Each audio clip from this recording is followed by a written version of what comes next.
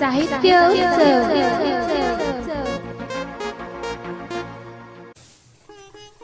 नमस्कार साहित्य उत्सव. मी अनुराधा. रात्रीचे 8 वाजत आहेत. वेळ झाली आहे साहित्य उत्सवच्या विशेष प्रसारणाची. आज आहे शुक्रवार. अर्थातच इतिहासावर आधारित असलेली साहित्य उत्सवची साप्ताहिक मालिका मी इतिहास बोलतोय, ज्या अंतर्गत निखिल सर आज आपल्याला सांगणार आहेत आंतरखंडीय देशांची माहिती. चला तर मग ऐकूयात मी इतिहास बोलतोय भाग 83. मी इतिहास बोलतोय. साहित्य उत्सव समूहावरील सर्व रसिक श्रोत्यांना माझा नमस्कार. आपली पृथ्वी ही 7 खंडांमध्ये विभागलेली आहे. आशिया, युरोप, आफ्रिका, ऑस्ट्रेलिया, अंटार्क्टिका, तसेच दक्षिण आणि उत्तर अमेरिका. आणि आपल्या पृथ्वीवर 200च्या वर देश आहेत. यातले काही देश असे आहेत ज्यांचा विस्तार एकापेक्षा अधिक खंडांमध्ये झालेला आहे. तर आज आपण अशा काही देशांबद्दलच माहिती घेणार आहोत ज्यांचा विस्तार हा एकापेक्षा अधिक खंडांमध्ये झालेला आहे. पूर्वीच्या काळामध्ये साम्राज्य होती. त्या साम्राज्यांचा विस्तार हा एकापेक्षा अधिक खंडामध्ये होता. जसे अलेक्झांडर द ग्रेट याचे साम्राज्य, किंवा मग हुन लोकांचे साम्राज्य, किंवा ऑटोमन साम्राज्य. या साम्राज्यांचा विस्तार हा आशिया, आफ्रिका, युरोप या 3 खंडांमध्ये झाला होता. तसेच आज काही राष्ट्रे आहे ज्यांचा विस्तार हा एकापेक्षा अधिक खंडांमध्ये आहे. त्याचेही 2 भाग आहेत. पहिला भाग आहे ज्यांचा 2 खंडांमधील विस्तार हा सलग भूमीचा विस्तार आहे, म्हणजे कुठलाही समुद्र किंवा त्यामध्ये नाही, प्रत्यक्ष विस्तार आहे. तर दुसऱ्या भागात अप्रत्यक्ष विस्तार आहे, म्हणजे सलग जमीन ही 2 खंडांमध्ये नसली तरी काही भाग किंवा काही बेटे हे दुसऱ्या खंडात आहेत, पण तो उर्वरित त्या राष्ट्राच्या भूमीशी सलग नाही. तर पहिला भाग ज्यामध्ये 5 देश आहेत: पनामा, इजिप्त, तुर्कस्तान, रशिया आणि कझाकिस्तान. सर्वप्रथम पनामाचा विचार केला असता पनामा हा देश दक्षिण आणि उत्तर अमेरिकेला वेगळा करणारा म्हणून ओळखला जातो. भौगोलिकदृष्ट्या बघितले जाता पनामाला ग्रँड कोलंबिया म्हटले पाहिजे, किंबहुना सुरुवातीला तो कोलंबियाचाच भाग होता आणि ग्रँड कोलंबिया म्हणून ओळखला जात असे, कारण तो कोलंबियाला सलग होता. याशिवाय उत्तर अमेरिकेचा विस्तार दक्षिणेकडे झाला आहे, जसे की कोस्टारिका हा पनामाच्या दक्षिणेकडे येतो, तर कोलंबिया हा काही अंशी थोडासा पनामाच्या वायव्येकडे येतो. त्यामुळे पनामा हा उत्तर अमेरिकेत जाण्याचा प्रश्नच येत नाही, किंवा दक्षिण अमेरिकेत जाण्याचाही प्रश्न येत नाही, म्हणजे कुठल्याही एका खंडात तो असायला हवा होता. विशेष करून दक्षिण अमेरिकेतच असायला हवा होता. परंतु येथे अमेरिकेची महत्त्वाकांक्षा आढळली. पॅसिफिक आणि अटलांटिक महासागराला जोडणारा कालवा हा अमेरिकेला बनवायचा होता. व्यापारीदृष्ट्या हे अंतर कमी करायचे होते. त्यासाठी पनामा कालव्याचे बांधकाम करावे अशी अमेरिकेची इच्छा होती. त्यासाठी त्यांनी पनामाला कोलंबियापासून स्वातंत्र्य मिळवण्यास चिथाविले. यातून पनामा स्वातंत्र्य युद्ध झाले आणि पनामा वेगळा झाला. परंतु पनामा कालव्यामुळे या देशाचा काही भाग आजही दक्षिण अमेरिकेशी जोडलेला आहे. त्यामुळे हा पहिला आंतरखंडीय देश आहे. दुसरा देश म्हणजे इजिप्त. इथेही कारण कालवाच आहे, परंतु कारण थोडेसे वेगळे आहे.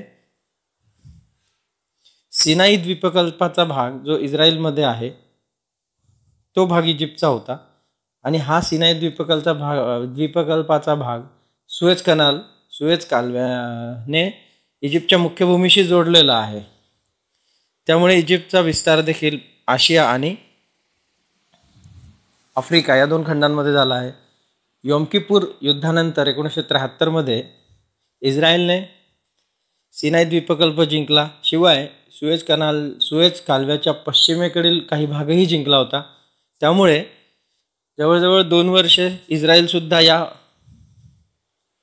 प्रकारच्या देशांमध्ये सामील झाला होता, कारण इस्रायलचा भागसुद्धा आफ्रिका खंडामध्ये विस्तारला गेला होता. परंतु पुढे 2 वर्षांनी इस्रायलने इजिप्तचा जिंकलेला भाग इजिप्तला परत दिला आणि इस्रायल पूर्णतः आशियाई देश बनला. तिसरा देश म्हणजे तुर्कस्तान. तुर्कस्तानमध्ये 97% भाग हा अनाटोलिया म्हणजे आशियाई तुर्कस्तान आणि 3% भाग म्हणजे युरोपियन किंवा बाल्कन तुर्कस्तान असा ओळखला जातो. शिवाय सर्वात मोठे शहर असलेले इस्तांबूलसुद्धा 2 खंडात विभागले आहे. तर हे विभाजन आजचे नसून 2000 वर्षापूर्वीपासून ते आहे. बायझेंटाईन साम्राज्य किंवा ज्याला पूर्व रोमन साम्राज्य असे म्हणतात, त्यांनी आपला विस्तार पूर्वेकडे करण्यास सुरुवात केली. त्यांनी तुर्कस्तानचा पूर्व भाग म्हणजेच अनाटोलिया जिंकून घेतला, ज्याला युरोपीय इतिहासामध्ये आशिया मायनर म्हटले जाते. पुढे हाच प्रदेश ऑटोमन सम्राटांनी सुद्धा जिंकून घेतला. मात्र हे विघटन कायम राहिले.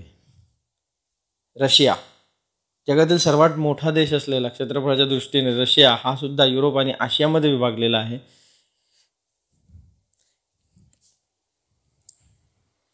असे असले तरी सुद्धा रशिया हा बहुतांशी युरोपीय देश म्हणूनच ओळखला जातो, कारण रशियातील 80% लोकसंख्या तसेच जवळजवळ सर्वच मोठी शहरे ही युरोपीय भागात आहे. शिवाय राजधानी मॉस्कोसुद्धा युरोपीय भागात आहे. परंतु सायबेरियाचा प्रदेश हा आशिया खंडात असल्यामुळे रशियाचे आशियातील स्थानसुद्धा महत्त्वाचे आहे. 5वा देश म्हणजे कझाकिस्तान. मध्य आशियाई देश असलेल्या कझाकिस्तानचा काही भाग युरो नदीच्या पश्चिमेस असल्यामुळे उरल नदीच्या पश्चिमेकडे असल्यामुळे तो युरोपाचा काही भाग आहे आणि हा सुद्धा आंतरखंडीय देश आहे. हीच किंबहुना परिस्थिती जॉर्जिया आणि अझरबैजान यांची आहे. असे असले तरी सुद्धा त्यांना आंतरखंडीय देश म्हणून ओळखले जात नाही. तर दुसऱ्या भागामध्ये अप्रत्यक्ष आंतरखंडीय देश. सर्वप्रथम यात विचार जपानचा कर. Japan, America. जपानचे उत्तर अमेरिका खंडात अनेक बेटांवर आजही जपानचे प्रभुत्व आहे. इंडोनेशियाचा प्रदेश असलेला पश्चिम न्यूगिनी हा प्रदेश ओशियाना किंवा ऑस्ट्रेलिया खंडाचा भाग येतो. आग्नेय आशियाचा भाग असलेली कोको बेटे तसेच ख्रिसमस बेटे ऑस्ट्रेलियाची सार्वभौम प्रदेश मानले जातात. ग्रीनलँड बेटे हा डेन्मार्कचा भाग आहे. आफ्रिकेतील मडाडा हा प्रदेश पोर्तुगालचा भाग आहे. तसेच अनेक छोटी छोटी बेटे आफ्रिकेच्या उत्तर किनाऱ्यावरील अनेक छोटी छोटी बेटे ही स्पेन, पोर्तुगाल आणि इटली यांचा भाग आहे. तर वसाहतीकरणाच्या काळात जिंकलेले अनेक बेटे आजही त्यांच्या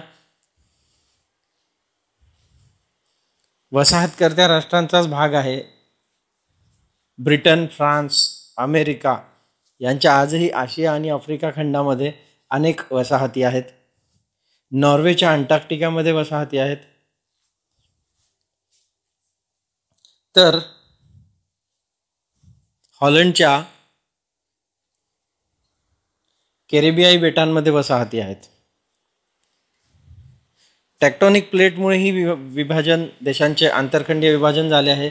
जसे त्रिनिदाद आणि टोबॅगो हा मुख्यत्वे कॅरिबियन बेटातील म्हणजेच उत्तर अमेरिका खंडातील देश असून काही टेक्टॉनिक प्लेटचा भाग हा दक्षिण अमेरिका खंडात आहे. परंतु टेक्टॉनिक प्लेटची स्थिती सदैव सारखी राहत नसल्यामुळे त्रिनिदाद आणि टोबॅगोला आंतरखंडीय देश समजले जात नाही.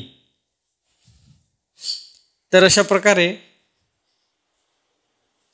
या सर्व देशांबद्दल आपण माहिती मिळविली आहे, ज्यांचा विस्तार एक पेक्षा अधिक खंडांमध्ये झालेला आहे. आणि यांमुळे जागतिक भूगोलाचा अभ्यास किंवा जागतिक भूगोलाचे नकाशा वाचन हे निश्चितच रंजक झाले आहे. धन्यवाद. दर्जेदार साहित्याचा आणि कलाकृतींचा आस्वाद घेण्यासाठी जॉईन करा साहित्य उत्सव व्हॉट्सॲप किंवा टेलिग्राम ग्रुप. जॉईन करण्यासाठी संपर्क करा 98 81 60 20 25 या क्रमांकावर.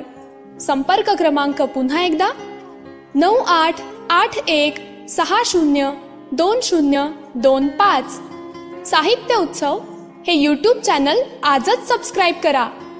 साहित्य उत्सवच्या फेसबुक पेजला जरूर भेट द्या, कारण ज्ञान आणि मनोरंजन यांचं अतूट नातं म्हणजे साहित्य उत्सव.